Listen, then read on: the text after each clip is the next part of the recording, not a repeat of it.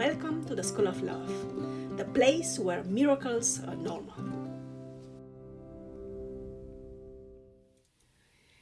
Hello and welcome to the School of Love, the place where we learn practical tools based on scientific research and our own experience towards improving ourselves, living life to its fullest, and contributing to the best of our abilities to the world around us.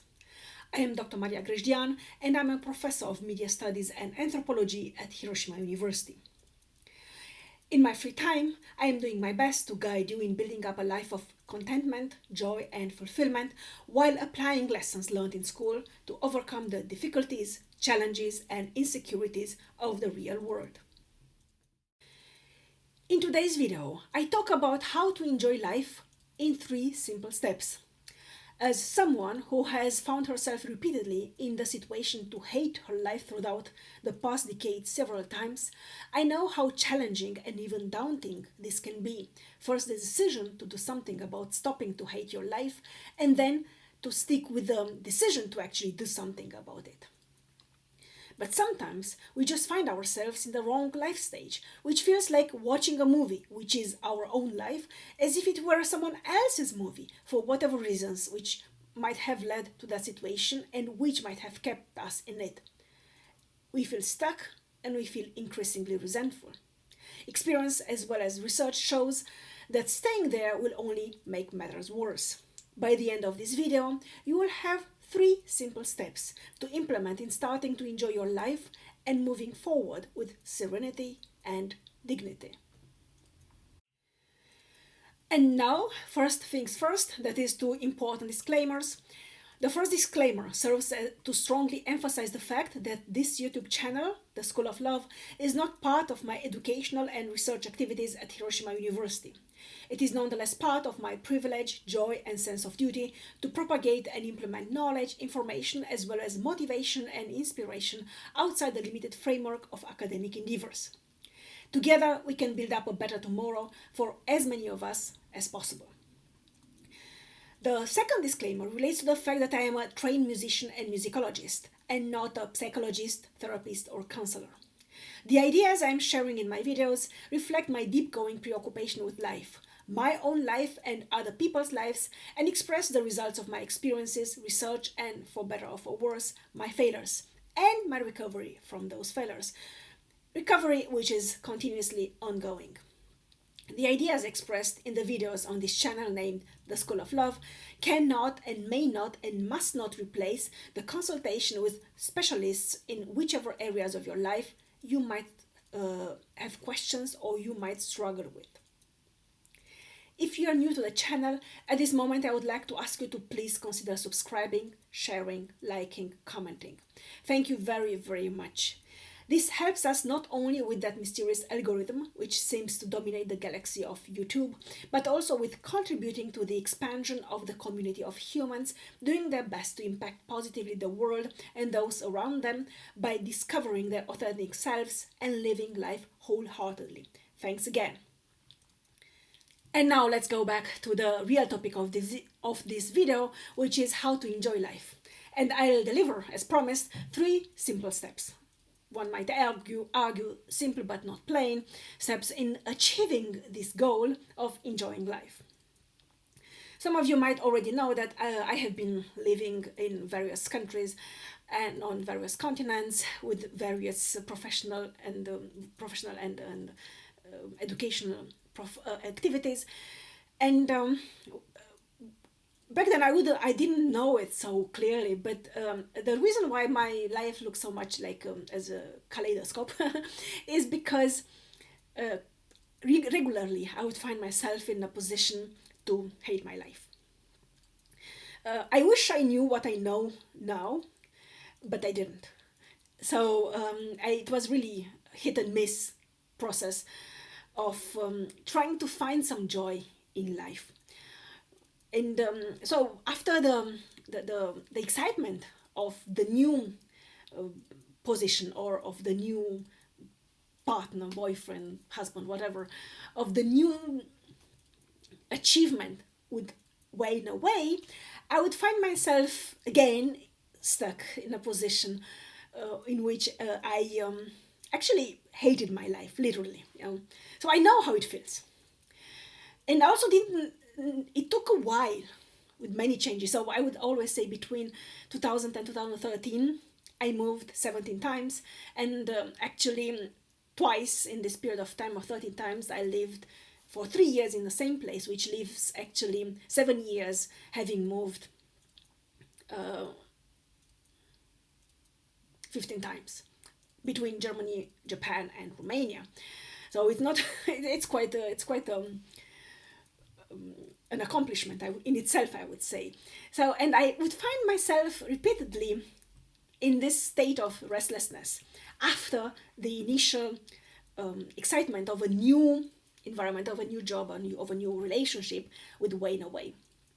And I didn't know why. At the time, I thought, well, it was just the wrong change, or the change it was the change in the wrong direction, and I would blame external factors. So, and it took quite a while. Actually, I have discovered this only in recent years, that the reason why I would find myself repeatedly in the same situation, it's not that I had 15 times different experiences which led me in this state of feeling stuck, but it was actually the same situation which I repeated 15 times. That this sense of restlessness was coming from within. And this is the first step, which is awareness. Yeah? Sitting with oneself and wondering, so why exactly am I feeling so repeatedly stuck? Or not only repeatedly, but why am I feeling stuck? Then, well, the answer might be quite uncomfortable, but nevertheless, it is an answer, and we have to face the reality. And again, experience and research shows that choosing to ignore answers, or choosing to ignore the question, choosing to ignore all sorts of negative emotions, actually only worsens the situation over time. So, and once you are aware that you actually hate your life, and it's not only that you hate your life once and then it gets better, actually you find yourself repeatedly in similar situations, or very different situations with very different people, but you still hate your life after a while, after it is really good, and you think, that's it, I'm here for the rest of my life. And then a couple of weeks or months later, you're just like, no, that's not it. So once you have this awareness, it is an internal restlessness, an internal something, as the French say, je ne sais pas quoi. Yeah? So it's internal something. Then you can deal with the second point, which is let go of the need to know all the answers. Let go of the need to be right. Let go of control, of knowing everything, and of making everything happen by your own force. These are very important, because in order to transit from from an old mindset, from an old you towards a new mindset, a new you, letting go of the old is crucial. You cannot, so many people try to change something by adding layers on top of what is already there. And this might work, although I don't know any situation, but maybe this might work.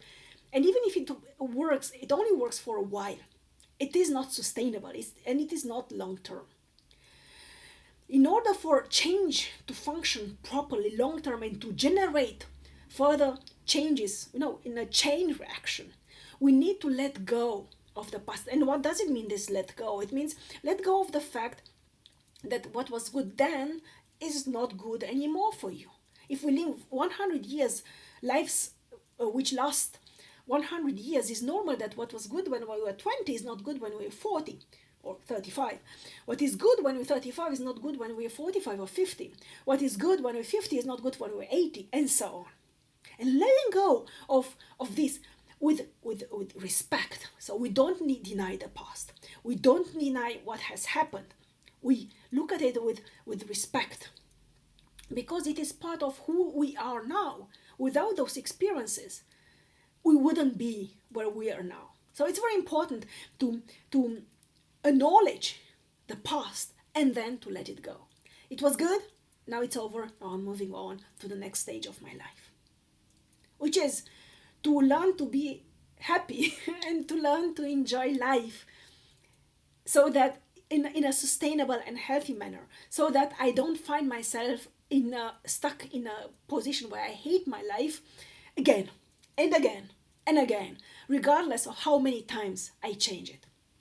And this is, so to say, the third step is where you set the intention for a new you. Yeah, for a new you which knows how to enjoy life. Yeah, for a new you which is happy, or who is happy. And how you do it, there are two elements in this third step, two halves. The first half is to command your subconscious. You tell him, I have a problem, I'm repeatedly unstuck, I'm repeatedly stuck, I'm repeatedly unhappy, and I want to change. I need a change. I need a solution so that I can enjoy my life. Despite challenges, despite setbacks, despite failures, they come, they go. But I want to enjoy life. Yeah? Life is about all these experiences, positive and negative. Yeah? And you tell your subconscious, show me the way towards enjoying my life. Show me how to enjoy my life. The response will come. Maybe not within hours, but it will come within days.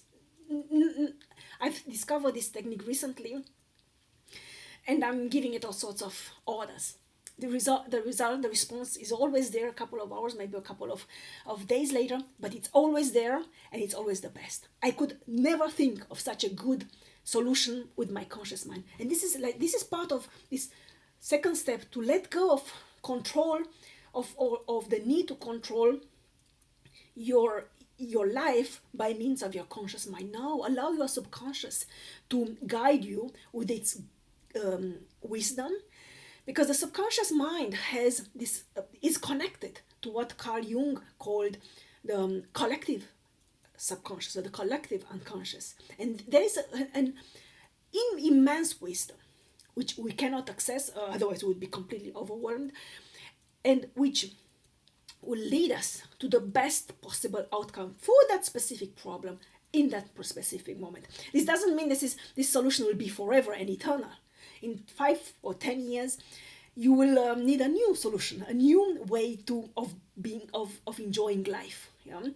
But this is it. It will be in 10 years or 5 years or 15 years. No, not so much. For our era is changing so quickly that probably in 5 years you'll need a new solution for enjoying your life. So the first step is this: command your subconscious, give me the solution towards enjoying my life. So you see, I don't say the word being happy or having no problems or overcoming all difficulties. No, it's not about it. It's about a mindset. It's about a way of seeing the world in which you enjoy it in spite all the negativity which floats around. The point is to enjoy it anyway. And once you'll have the answer, and you have to be open to the answer. So just let it go, let it come, and it will come to you. So the second step is about letting it go, as the third step is about let it come. And once you have the goal, once you have the solution, you divide that solution, that goal, into two smaller goals, and then you take each goal, should be roughly half. You take each of these two smaller goals and divide each of them into two further smaller goals. And then you take each of those four resulting goals into even two further, even smaller goals. So, and at some point, and you do this procedure until at some point you'll have many a chain of steps, small steps, which are very easy to be implemented. And then you can start. So the reason why we do it is because going from big to small allows you to see any but any problems within this procedure as you create it. On the other hand, when you start moving forward, there will be many setbacks and distractions along the way, and they will derail your advancement. But you'll always have the next bigger goal, and if the derailment will be bigger, you'll have the next bigger goal. and you'll come back on your trajectory as soon as you can. So the goal is flexibility to attain your goal of enjoying life, but also clarity of the direction, and of the process, of the protocol, of the procedure to achieve that goal.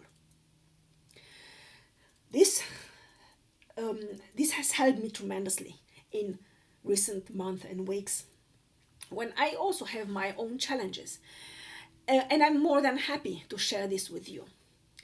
I hope it helps. I really hope. Please let me know if it does. It will. So please let me know when it does. And as always, thank you for joining me today. Thank you for sharing this with me, sharing your time with me. And I'm looking forward to welcoming you very soon again. Love and peace to you all.